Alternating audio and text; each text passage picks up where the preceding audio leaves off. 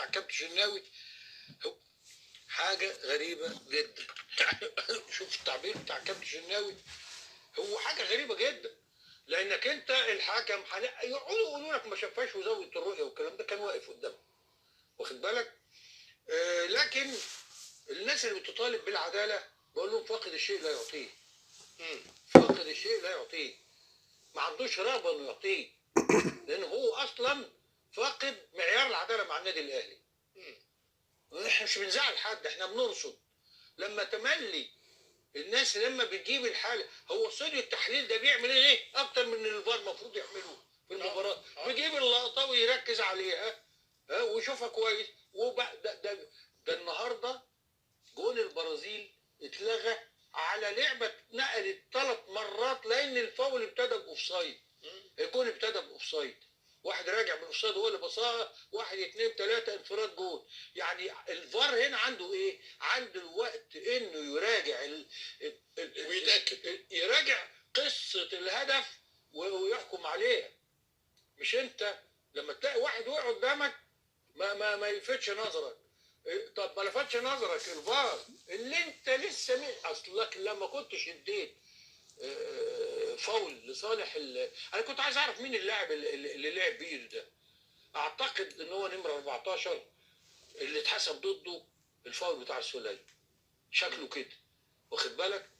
طب هو نفس اللاعب اللي لسه واخد فاول مستحق لصالحه ارتكب فاول ما اتحسبش عليه. يعني مش نفس الفريق ونفس البتاع، بس اذا كان هو كده حتى لو مش هو نفس اللاعب لكن طب استنى، هو احنا لسه زي كابتن ناصر ما ربط وكابتن شناوي ما ربط اختلاف المعايير. افرض ان حتى السنه دي ما كانتش اتعملت وان الحاله دي لوحدها مالهاش علاقه ما نقعدش نقول ما انت معيارك هنا اختلف. ده هو بقى اللي زاد الطين بله. عمار حمدي العائد من جراحه الرباط الصليبي، مصاب بقاله فتره وفي التاهيل، بدا يدخل كوره وشارك في التدريبات وخد جزء من التقسيمه بتاعت النهارده.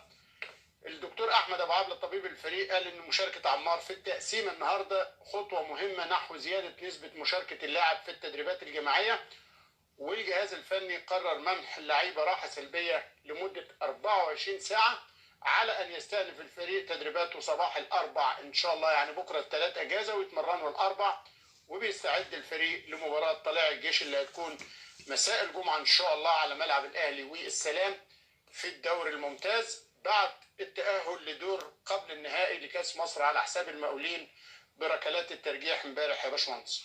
بص طبعا عودة كابتن عمار يعني خبر طيب. ايوه لعيب انا في رأيي مهم جدا. أيوة. لو قدر يرجع على مستواه اللي اصيب خلاله، يعني امان وصل الى قمة مستوى اصيب. ايوه فنتمنى رجوعه.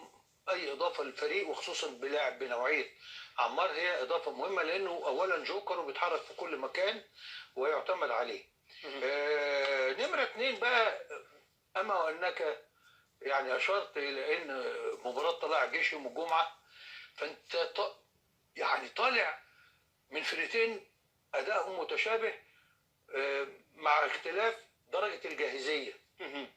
يعني طلائع الجيش بيوضح انه جاهز قوي، ايوه، لكن هو دايما فريق متعب، ليس فريق يعني سهل. وكويس قوي اللي حصل امبارح، هو ما كانش بهذا السوء لكن ما كانش بهذه الجودة الذي يريدوها عشاق الاهلي والذين يطمحون ويتفاؤلون من بداية الاهلي مع جهازه الفني. كويس ان ده حصل علشان نقدر نستوعب ماذا نفعل في هذه المباراة الهامة اللي هي في الدوري بقى. بيلا عشان ما تصطادنيش. في الفاصل يقعد يصطادني يقول لي يقعد يبل.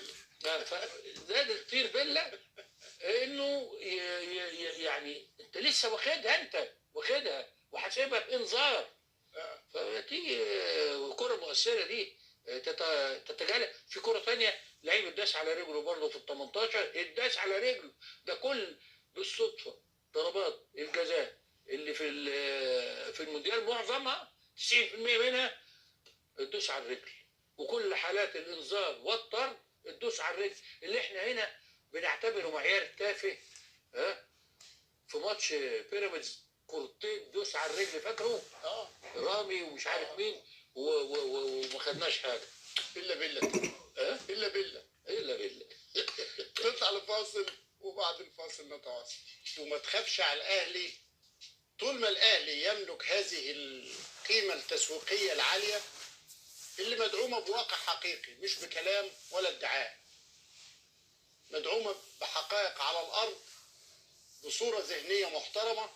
وزي ما قال الرئيس التنفيذي لشركه اتصالات مصر المهندس حازم متولي، ان احنا لقينا توافق في القيمه بيننا وبين النادي الاهلي، الزيجه المتكافئ في القيم بيننا وبين النادي الاهلي.